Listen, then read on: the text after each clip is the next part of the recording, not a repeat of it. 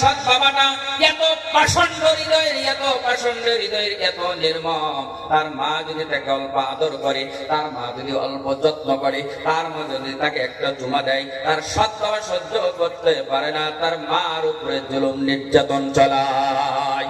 মা এবার সন্তানকে ডাকতে বলে, বাবারে তোমার কপাল ভালো না, তোমার বাবা তোমার ছোট্টবেলায় দুনিয়া থেকে বিদায় হয়ে গেল, তুমি তো ইতিম, তোমার দরদ ইতিম ছাড়া তো আর কেউ ভালো করে বুঝবে না।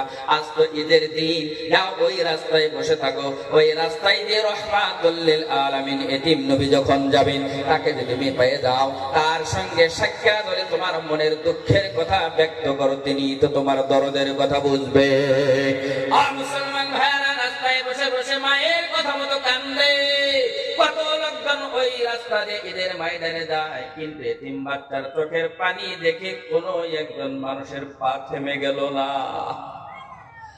যাইতে যাইতে দো জাহানের বাদশা সাইয়্যিদুল কওনাইন আল্লাহ রহমাতুল লিল আলামিন চলে গেছে, দেখে একজন বাদশা রাস্তায় বসে বসে কান্দে, চোখ দিয়ে পানি পড়ে, ডাকতে বলে, বাবারে কান্দো কেন? আজ তো তোমার কান্দার দিন না, আজ তো ঈদের দিন, খুশির দিন। এতিম বাচ্চা কোন? এতিম নবীকে চেনে না। বাচ্চা ডাকতে বলে, হে পথিক, তুমি বাকে? আমি জানি না, তবে কান্দি কেন? তোমার কাছে আমার মনের দুঃখের কথা বলবো না, কারণ আমার মা বলেছে আমি এতিম, এতিমের কথা এতিম ছাড়া তো কেউ ভালো করে বুঝবে না। আমি যদি এতিম নবীকে পেয়ে যাই, এতিম নবীর কাছে মনের দুঃখের কথাগুলো খুলে খুলে বলবো। এতিম বাচ্চার কথা শুনে, এবার এতিম বাচ্চার কথা শুনিয়ে তার নবী মায়ের নবী জমিনে বসে পড়ছে, চোখ দিয়ে পানি পড়ে, ডাকতে বলে, ওই এতিম যাহার জন্য তুমি বসে আছো, আমি তো সেই এতিম নবী, বলো তোমার মনে দুঃখ কি?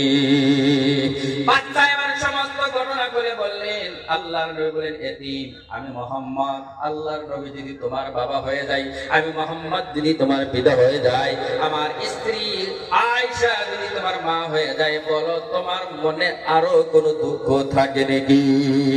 এতিম বাচ্চা এবার আনন্দে কেঁদে উঠলেন আর ডাকলেন, ইয়া রাসূলুল্লাহ, আপনি যদি আমার পিতা হয়ে যান, মা আয়েশা যদি আমার মা হয়ে যায়, এর থেকে সৌভাগ্যের কথা আর কিছুই হতে পারে না।